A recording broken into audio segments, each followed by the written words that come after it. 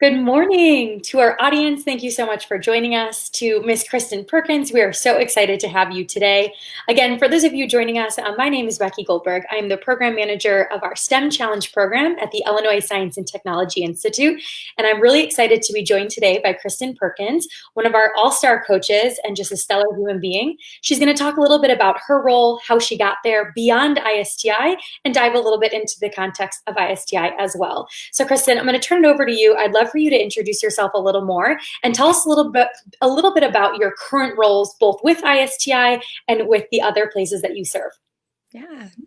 First of all, just thanks, Becky, for inviting me to do this interview with our Facebook Live audience. This is it's awesome, and it's great to be here. So I tell people all the time that I think I have the best job in the world.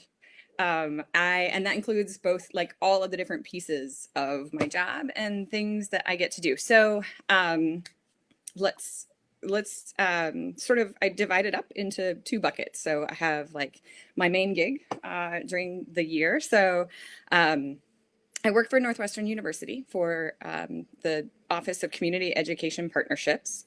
And I have this really unique role where I'm the Northwestern Partnership Coordinator for Evanston Township High School. So what that means is that I get to be this connector between the university and the high school. And we talk about the mission of our office is to enhance the educational experience of students at both ETHS and Northwestern. So the two sort of things that it's not, because normally university high school partnerships, they exist around the country. They're usually about an admissions pipeline or about a research pipeline. And my office has to do with research, helping to, create a more collaborative environment where the university and the district can work together on in collaborative ways about research that's mutually beneficial. But it's not solely about that. And it certainly is not about an admissions pipeline. In fact, one of the areas of priority for the office is about helping students with post-secondary planning, whatever that means for them. So really not about an admissions pipeline. So what I do is to really find and work with both university folks and high school folks to be able to find areas where collaboration leads to synergy. So that mutual benefit, that win-win. So transition to my awesome extra bonus job that I get to do with ISTI, which is all about collaboration and mutual benefit and synergy through collaboration. So in the work that I do with you all, I have this amazing role where I get to be a coach for classroom teachers that are implementing the STEM challenges that ISTI has helped develop with the corporate partners. So I'm still working in that really sweet spot of, being able to bring people together and then help support them to do amazing things for kids and youth and families. Can you tell us a little bit more too on how you got to these roles? So I know you're in these now and there's a lot of energy and enthusiasm that we can already tell kind of in your current role, but a little bit more about your pathway I think would help kind of set the context as well for our listeners of how you got to where you are. Yeah. So when I think about this question, I think about, my pathway was so like roundabout. So when I work with high school students, and there's sometimes this mindset that is not helpful, that we do with high school students and with young people, and even with my own kids, of this like, what do you want your major to be? What do you want to do when you grow up? Which is, in the world that we live in now, a ridiculous question. So sort of back that up into my, career pathway to say that if I had this job as a goal in mind, I never would have gotten here, because this job and this role didn't exist. It's not a thing, but it has become a thing because of the different roles that I've had and different skill sets that I picked up along the way, and then to be able to like see a need and let's create roles to fill these needs as they come up. All right, so that is not an answer to your question. I feel like that. That was good, kind of pieces of wisdom. I like that. So let me like back out of that parking space and answer the question that you actually did ask. So, so I started working like even before I got my first job at a fast food restaurant when I was 15 at Hardee's. in town because there were like 2 fast food restaurants in the small town that I grew up in. Before that, I was like babysitting and doing things like that. I was a camp counselor. And I mentioned those things when I was in high school because they were meaningful. They were meaningful just in terms, so like school and work for me was a place that I felt safe and predictable, and it was valued, the work that I was doing, and so that really helped to kind of shape my mindset. I also, there are so many lessons that I like, little things that I learned, and I try to remember those when I'm working with young people, because I often like, I don't know, will question like, are things that I'm doing matter? When I work with teachers, they oftentimes will question because they do so many things, like, is this going to matter? And, we don't know from day to day, like what's going to matter and what's going to stick at any given time. But, thinking back on that, like those are things that were really important. And then, so I went to Purdue. I started out as an elementary education major. I was in this class my freshman year, biology for elementary school teachers. And second semester was asked to be a TA for the class, which I didn't know was a thing as an undergrad, but at a really big place like Purdue. So I ended up being a TA for that class and switched majors. And so ended up in biology education, which was awesome. I have a freshman in college, and he is just now thinking about changing his major. And we had that chat, that I've been there. Right? Yeah. But I still ended up teaching. And so it's one of those, like, that is one of those examples where it is not the path I would have predicted, but that mindset of remaining open to what's possible. And then like, oh, okay, I didn't know that was a thing. And so let me try that out. Let me not be afraid. Let me ask questions and push myself, because when I was asked to do that, I was totally like, wait, you want me? Are you sure? But I had to, so I went and met with the professor and asked questions and things like that. As a teacher, I worked in a lot of different contexts. So I got my teaching certification, did my student teaching in Indiana, taught at a charter school in Texas, taught in Chicago public schools. So all of those different contexts helped to give me different perspectives. And then I was working, teaching at Clemente High School in Chicago public schools. I was a biology teacher and co-chair of the department, and started working with a group of researchers on a project with Northwestern that integrated literacy and science together. And after a couple of years of working with them, I was invited to be a teacher in residence in the School of Education and Social Policy at Northwestern. Fell in love with the work, absolutely loved supporting teachers, and stayed on with the university. At the time, Clemente's enrollment was declining, and if I had gone back to the classroom, like was the original plan, I would have displaced another teacher, which didn't feel good to me, but one of the best life decisions that I made. And so then through my work, so I've been at Northwestern now 13 years, and had a lot of different roles, most of them centered around STEM education. And in fact, the partnership coordinator role that I have now, about 50% of that is focused on STEAM education, and the other 50% is focused on other things. So that's my sort of how I got to that role at Northwestern. But then 5 or 6 years ago, I don't know, I need to go back and actually do the math. I started working with ISTI because y'all were growing as an organization and needed some more teacher coaches. The office that I work with at Northwestern partners closely with ISTI in a lot of different ways. Some of the MME work, we have a lot of Northwestern grad students that are mentors. So that, all of those different, so it's like all of these different pieces along the way that have converged into, this amazing, these amazing roles and jobs that I really love. Excellent. Well, first off, there was a lot that you just said that I kind of just want to highlight for a moment. And one of those being the words that came out of your mouth, like, I fell in love with this role, or I fell in love with what you were doing. And I think that's a really critical piece for a lot of our students, is they may fall in love later in their career or later in their path. And even for adults that are listening, like, I love that you've kind of pieced together what you found as meaningful, even in something that may seem mundane, like working at a fast food restaurant, which I can relate to. I did that in high school too, Yeah. but there were so many little skills that you picked up along the way and that you probably applied to as being an educator and kind of in your current role. So I would love to hone in a little bit more on those skills specifically. As you mentioned, being an educator and then thinking where you are now, which you are still very much an educator, even though it's not a biology teacher. And so I think having that mindset and that lens is important. But as an educator in the roles that you serve now, what are some of those big skills that you feel like you've picked up throughout the pathway? Yeah.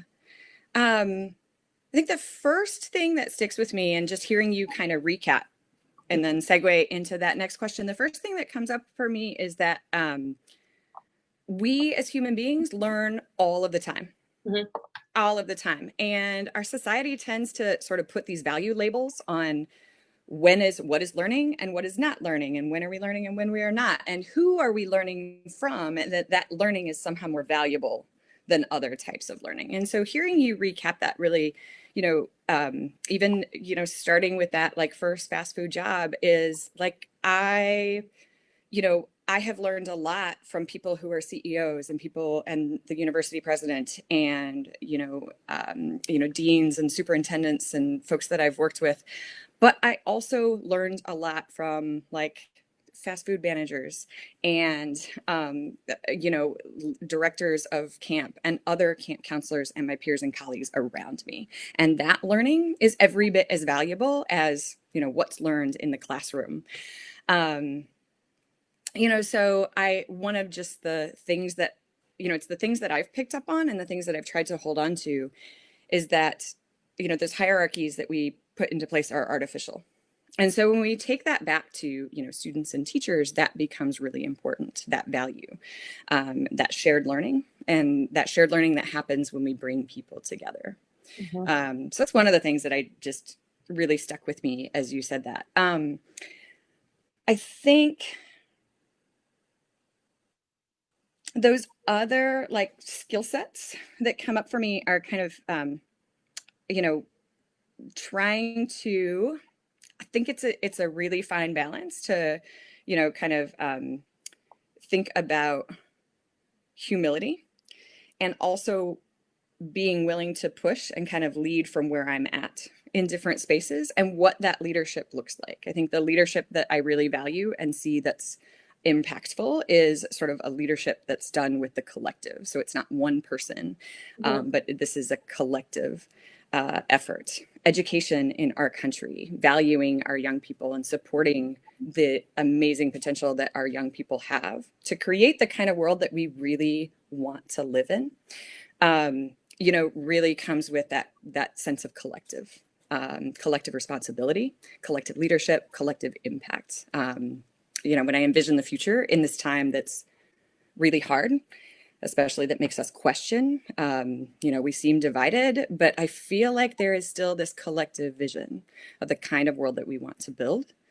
So that makes me, that balance, and how we think about that. I think some other skill sets that are really important is just curiosity, and being willing to be open and flexible and willing to take a risk and sort of, I don't know where this is going to go. This is a brand new role, or I don't know where this pathway is going to lead, but let me just be open, and willing to go there and, just to sort of take things as they come. And then I think, like, optimism and resilience and sort of thinking about what I can do. I have to, I personally and professionally, right? We all are living in that reality right now of there are a whole lot of things that I can't do, but considering what I can do. And so those are things that, I don't know. I don't know whether I answered that question in terms of skill sets or values, but I kind of see them as very closely related. Yeah, and it sounds like too, those all still play a major factor or still play a role in kind of what we do on a day-to-day basis. Definitely. Thinking through kind of your role, both with Northwestern and with ISTI, it's very focused on partnership. So I know you mentioned kind of this collective vision, this shared learning, and that's really truly what you do for both our organization and for Northwestern. Can you talk a little bit too, as it relates to universities, companies, and high schools? Why are those collective kind of exercises or experiences so important in your opinion? Yeah. Mm. They're important for so many reasons. So I think at a high level, it's that synergy Mm-hmm. um, that comes with collaboration. So let me unpack what I mean there for a little bit. Is that when we look at goals of teachers and students in classrooms and schools, and then we also take a look at, corporations, Mm-hmm. particularly in the STEM learning space, which is where we operate for ISTI, and then also universities. That there are goals that they can be done. They can be sort of achieved independently, but that when you bring people together, um, and we look at, how do we, by bringing people together and talking about those shared goals, how do we see alignment? How do we Right. see potential? How do we see, from one maybe larger goal that brings people together, we start to see other smaller goals that this can help, working in collaboration and working in partnership can help us with these other goals that are also important. I feel like in the work in classrooms and learning, there's never just one goal. There are always, sort of multiple. And, so by bringing people together, and they can work together in partnership, they can go so much further Mm-hmm. towards achieving those goals, towards, moving forward in a way that is beneficial for everyone who's involved in that partnership. Thinking specifically from the school perspective, because again, Yeah. I know you worked as an educator yourself, and then with ISTI as a coach, that you're really working very closely with educators. So, what does a successful partnership look like specifically from the school perspective? Yeah. Um, the yeah. So that question really makes me think about, positionality and hierarchies, first of all. So, um, really, and that's what makes that mutual benefit and mutual value and respect so important. Mm-hmm. So that really has to be at the heart of it. So there are tons of examples out there of partnerships that it's not maybe that they're unsuccessful, because you can look at different metrics, but Right. those that are compared to those that are really successful. So maybe ones that aren't fully realized. The ones that are really successful are when you come together and sort of look for an area of mutual benefit. Right? How can we find that win-win and the mutual agreement on goals and alignment? And those are the kinds of things that really lead to sustainability. From a school's perspective, if you're partnering with a university or an organization that sees partnership and collaboration with community, if they see it as something that's really purely service, Mm-hmm. community service, that's something that's kind of fluffy and can come and go. And it's also a mindset that can lead to sort of savior kind of behaviors Yeah. and mindsets. And so, where that starting point is really matters. And so what does that look like from a school's perspective? You're looking for partners. The right partners are those that come willing to listen, willing to value, and willing to engage. And they see the school as doing their very best from where they're at, with the students, with the community, supporting the teachers. Schools are asked so much in this country, and what we ask of educators, with very little support relative to other sectors. And so partners come to, when partners come, when they listen and value the school partners. So they're willing to engage, and partners that are willing to have conversations and understand where their limits of support can be. So if a school needs something and a partner can't provide that, they're willing to be open and honest and say, like, that's beyond, we see you and we hear you on that need. That's beyond the scope of what we're able to meaningfully provide. Mm-hmm. But let us maybe think collectively with you. And how can we set some goals long term? How do we, really approaching the work as like, we're in this together, Mm-hmm. from a place of partnership. I like the emphasis on a strong partner, someone who's willing to listen, but also someone who has the intent to be a listener. So not just that checkbox. And I think that's important to add to in terms of ISTI's perspective is, we've talked to a lot of our CSR representatives and looking at corporate social responsibility, and we strive to partner with companies who do have that, who are excited to engage with students, that it's not I'm checking off my CSR goals. And so I think I'm glad that you've kind of highlighted that as a very clear distinction of what makes a school successful and what could really be detrimental, harmful, or even hurtful to students in an unproductive way if this is just I'm here to show up, take a picture, kind of move on. So thank you again for just making that distinction. And I like the open and honesty part too, like being able to collectively think with resources that are kind of beyond the school. I know we've said it like 100 times already in terms of you are a coach for ISTI. And before we dive a little bit deeper into your role in ISTI, I'd love for you to just tell our audience a little bit more about what a STEM challenge coach is and what you do with our teachers. Yeah. So this awesome role of being a coach is really about supporting teachers and meeting them where they're at, and then helping helping them through this journey that they're going on.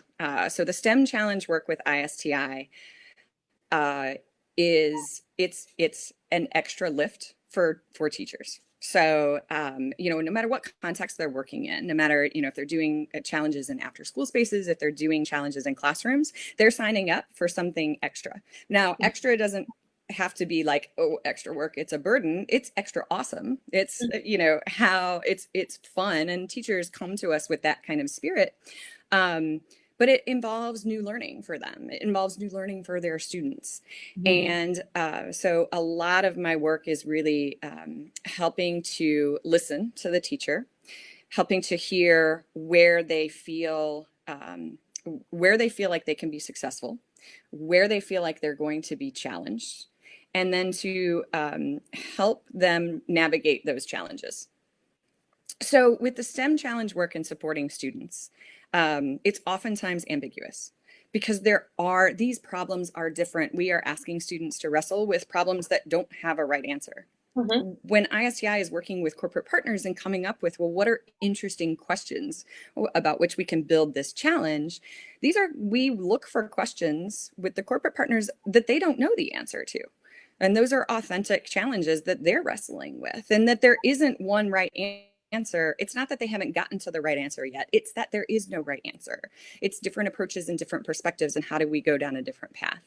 And that's oftentimes a different kind of learning than what we're asking from students in schools and in after school spaces. So for teachers to be able to support that kind of learning and that kind of engagement is often it's challenging in so many ways. How do you support students to go on a journey when you don't know where that's going to lead? And so many times, my job is telling teachers that they are doing an amazing job and reassuring them again and again and again, because they usually they have so much experience and intuition, and they know their students so well. And they really want their students to do well in whatever they're doing. And so my job is to kind of observe and to say, like, you're doing really great, and to help them see the things that they're just intuitively doing. Oftentimes when I'm, kind of in a classroom, there to help out or to co-teach or to observe, that debrief conversation that I'm having with teachers afterwards is helping them to notice things that just happened in that whirlwind of a 45-minute period that they're trying to work with, of like, did you see that conversation? And your response there when the students asked that question was really, really helpful. All right, so I think about the teacher's role in this as, in this journey, they're helping to illuminate the next 50 feet that are in front of, right? So there's this pathway that the students are going to go on, and we don't know where it's going to lead. But the teacher's role is to let me help you see the next 50 feet in front of you. And then let's reevaluate where we're at and what makes the most sense for the next 50 feet, and to just go with them on this journey. You illuminated it really well or illustrated it really well in terms of it's definitely a break from traditional teaching. So it's not something that like, here's a lesson plan, here is what we can do on this day, this day, and this day. And so I think that's really where some of your skill sets come in too in the planning. And again, illuminating that next 50 feet of what's the next step to get our students kind of not any closer towards the solution, but understanding the problem, really tackling that. And then we'll talk about the solution later. We've also seen you act as a translator. So when a company comes to the students or even to the teacher and says, here's the challenge or here's a resource and all that, we've seen you kind of step into the role of, let me break this down. But I want to highlight, it's never diluting it. It's never about making it easier. It's about making it understandable. And so I just wanted to kind of get your thoughts on what are some steps that you take to create meaningful experiences by helping translate really what's going on. Yeah. Two things come up for me. So two different contexts in which that translation happens. And so I think about sort of with adult professionals, educators and partners, university partners, corporate partners, the lived experience of their day-to-day world and what they do in their working hours are very different. Those contexts are very different. So a lot of my role as I'm, helping nascent collaborations come together or, really helping to nurture longstanding collaborations is that helping be that bridge and that translator between those two different worlds. And, how do we maybe really move towards that place of listening instead of assumptions? That's part of it. But then what does that, what does anything that we're thinking about implementing, what does that look like? What do goals look like in terms of, that shared language and that shared, shared implementation as we're moving forward and as we're doing things? Because I think oftentimes when folks are speaking about things in different contexts, then, their goals are often the same. They just need, different ways of coming together. So I play the translator role in that sense. And then also, I think if you were asking about translating in terms of helping students and teachers to understand the challenge and to translate, like, how do I we start with the STEM challenges with this really big, messy, authentic, broad question. Part of that is intentional with ISTI, with the corporate partners of because when you start working with in a particular problem space, no matter who you are, if you're, a teenager that is, seeing something in their community that they're feeling, that they would like to change, that they would like to see change, that is a really broad, open, messy place to start from. The same way that when we have challenges that come from corporate partners are also really we see problems and they start from this place that's really broad. But what do you do with that in a classroom context? Particularly when students are oftentimes they're given the next steps and they're so translating that into how do we take that big messy problem and how do we start to dig in? There may, when there's no one right way to go about it, when there's no one clear path to move forward, how do we pick someplace and then think about what we can do today? How do we start to unpack that problem? And what do we do in the next steps to move forward? As you go through, again, this kind of full process with the teacher, with the student, why do you think the company perspective is also important to, again, bring into that shared conversation? Yeah, so I think the company perspective becomes really important to teachers and students in classrooms. So it takes the learning and the experiences and the knowledge and perspective and expertise that students have and helps them to see how their experiences are seen and valued and applicable to the real world. And I hesitate so we use that language too often, I think, to kind of think about the real world context as if school isn't the reality of kids, right? So but it's oftentimes when young folks are in school and they're really, they're learning a lot of things, but they may be learning it sort of in this bubble that is their classroom. Right. So when we bring, for corporate partners, when we have mentors, so thinking about mentors, when they come and visit and sit and work with student teams on the challenges, they are bringing, they're able to say, like, these things that you're learning about, these things, these experiences that you're having, I did that similar, like, I was at the same place in my job today, and here's what that looked like.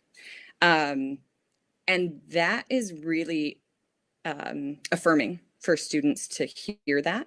It is really affirming for them to, some of my favorite moments are having mentors come together and brainstorm with a student team, because it breaks down those hierarchies. When it works really well, both students and mentors have this understanding that, like, okay, none of us know the answers right now, so we're at sort of equal starting points. How do we bring all of our experiences and all of our ideas that are equally as valued? And how do we leverage these towards this particular problem?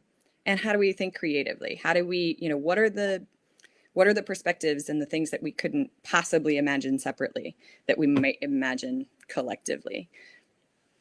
I imagine those moments too, and I've seen those as well, but I love hearing you kind of recount them. Like, what a powerful statement to send to students that, like, we're equals right now.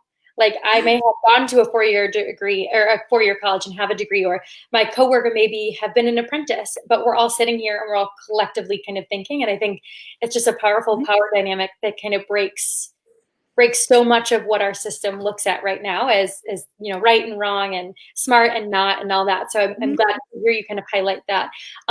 Speaking specifically to the teacher as well, we are fast approaching our teacher professional development, in which you have had a hand in either participating or helping lead, for the past 5 years. And so what is something, when you think about PD as a first touch point for the STEM Challenge program, what do you hope your teachers get out of PD?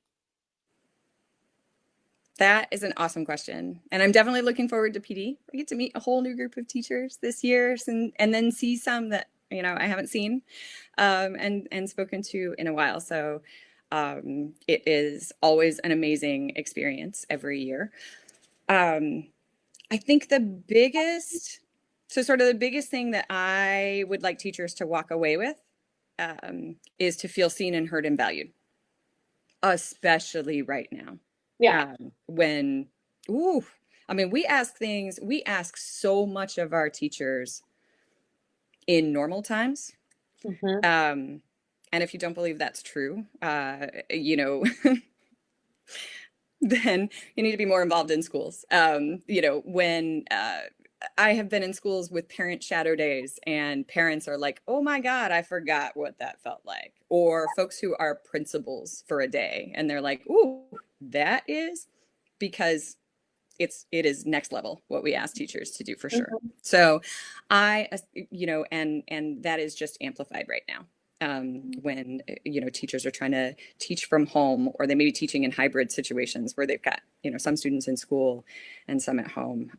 They're also trying to support their own families and their own kids that are learning at home. So there's a lot. So I really want teachers to feel seen and heard and valued all of the time, especially right now, first and foremost. Second, I want them to get excited about what's possible, and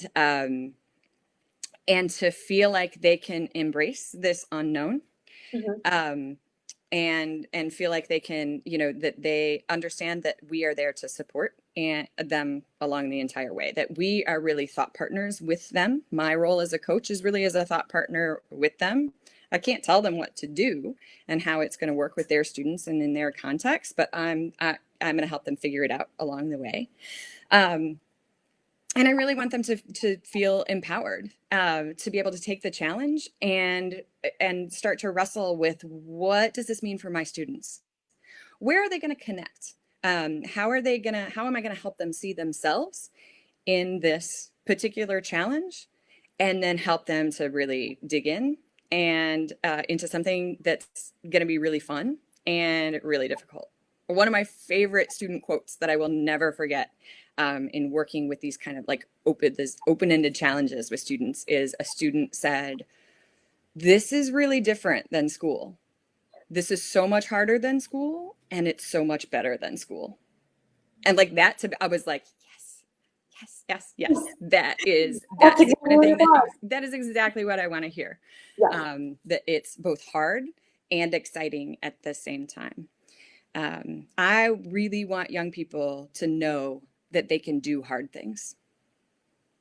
I feel like I need to like play that clip just now at PD because it just got me so hyped to like get in, get ready, get our teachers ready. And I think that's such a great energy again to approach not only PD with as something that, our teachers have gone to 100 PDs. And so making this different and making them feel seen and heard, I think is definitely something our goal too. And then really kind of getting into how our students start to see this as themselves and tackling hard things.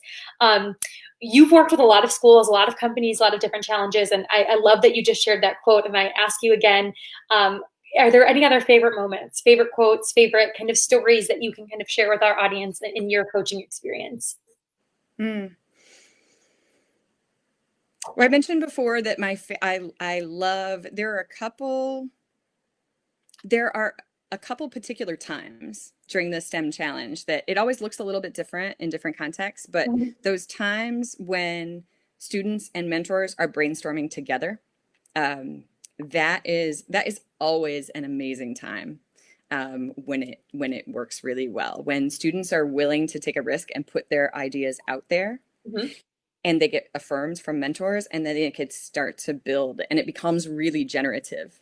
And you get lost in this brainstorm, and you lose track of whose ideas were what, but you're just building together about what's possible. And brainstorming is awesome because it's this kind of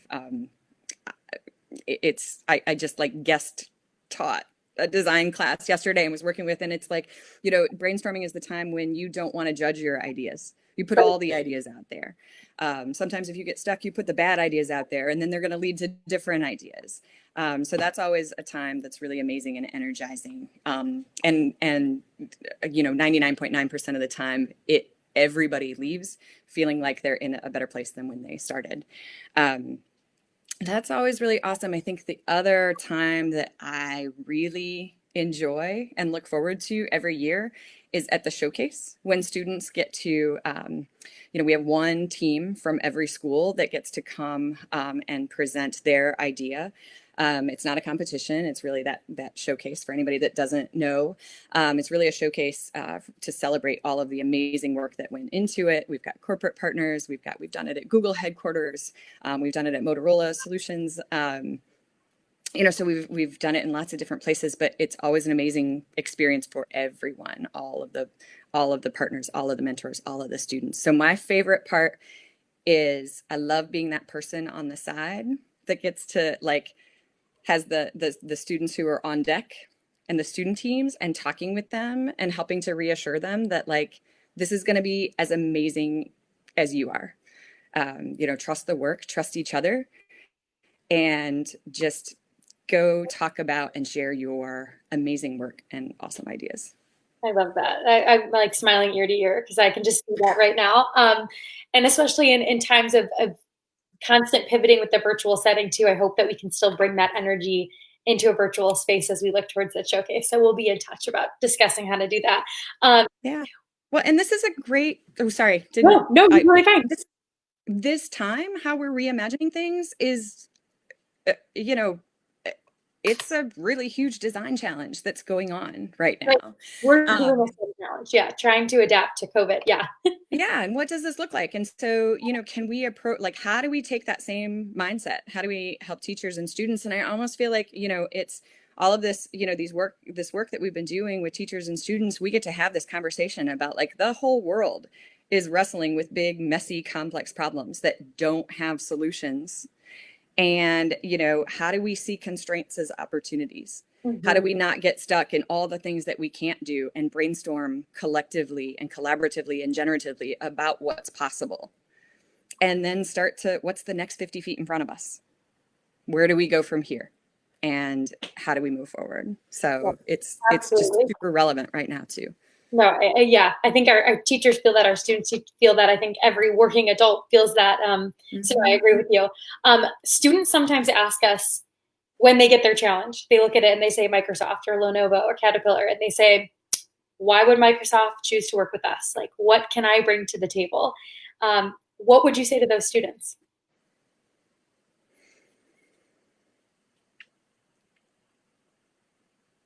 So we've had students ask the question before, and one school, one set of students, one classroom that I was working with. I remember a student that raised her hand and flat out asked, "What? Who thought that it was a good idea to bring this challenge to us? Who thought that we could do this?" Um, and that was a moment that was really, that was just really humbling, Mhm, um, and and filled with possibility at the same time. mhm, So, in working with students, if we when we zoom out and when we look at the world, because what we do at the small scale is really important for what we do at the larger scale, and how we show up, and how and affects that. Um, my nerd geek out this summer has been reading this book called Emergent Strategy. Adrienne Marguerite Brown, she is brilliant, and and who really talks about that, like how we are at the small scale is how we are at the larger scale. Um, and so what that when we think about the world and we think about these really big problems, climate change and poverty and hunger and economic inequities, and reforms that need to be made to our police and our justice system. mhm. And those are really messy, complex problems that don't have any answers, and we cannot continue to we can, but we will keep getting the same results if we Right, continue to say there are only a small handful of people who are qualified to think about and wrestle with this problem. And so let's take that back to this place of a corporate challenge that students are working with. The corporate folks, they don't know the answers either. And so helping students to realize that, like, this is a problem that doesn't have a solution.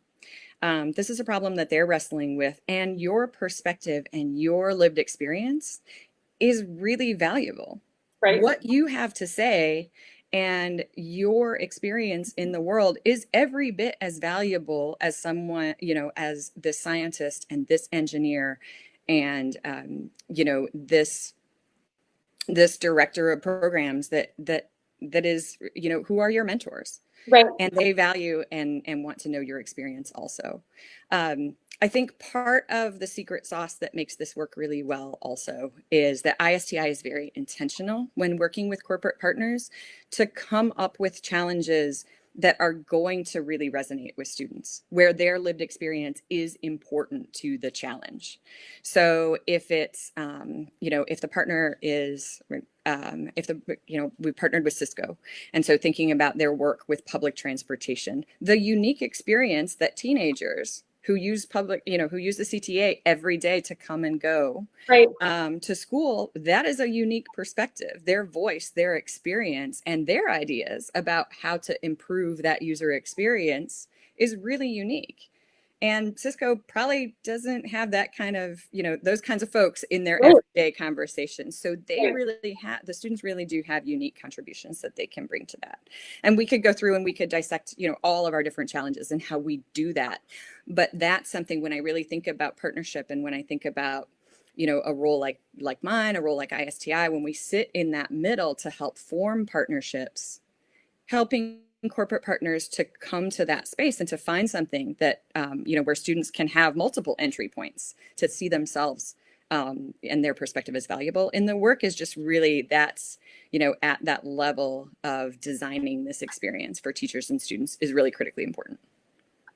I think that's an awesome sentiment to kind of wrap up our whole conversation today. And I want to kind of circle back because we started with talking, you right off the bat talking about this value of learning wherever you are, Mm-hmm. and that learning at one place does not mean it's a better learning experience, or it's, more important learning than something that happened, 10 years ago or 15 years ago, or kind of those small things that we put together. And I think you've tied that up really nicely with how we see our students, is that their ideas are also really valuable. Again, whether it's being compared to a software engineer at a certain company, or a user experience from their own lived experience, is that these ideas and these learning experiences are really valuable, no matter who you are, no matter where you're coming from, no matter what your background is. But we have to start listening to these things and valuing these experiences. Otherwise, we're not going to move forward kind of as our community and our society. So thank you for kind of bringing that full circle.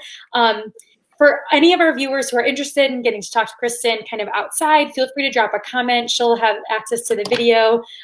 For everyone else, we'll be back as the months come on with more exciting events and opportunities to engage with ISTI. But Kristen, I want to say thank you so much for kind of connecting with us today, and again, having these conversations with us, shedding some light on your role and what you do both for ISTI and Northwestern. And if there are any last thoughts, I'd love to turn it over to you to finish up. I'm not even sure how to close that out.